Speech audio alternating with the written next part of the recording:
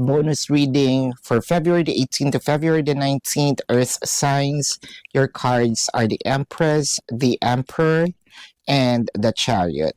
Dito natin nakikita yung camaraderie ninyo ni person, no? I feel like there's also harmony.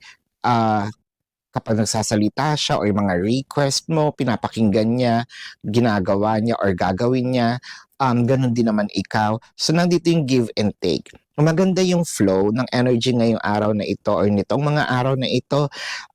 For a few numbers of you, baka maisipan nyo, no, to go out, for a ride, out of town.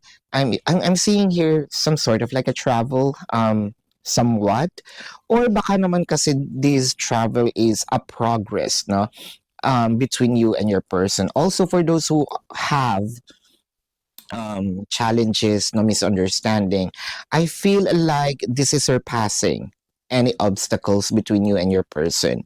So, napakaganda din naman nito dahil nag-elevate siya. Now, doors are opening towards greatness between you and your person. And this is your bonus reading, Earth signs, for February the 18th to February the 19th. My name is Daphne, but spirit calls me bye-bye love.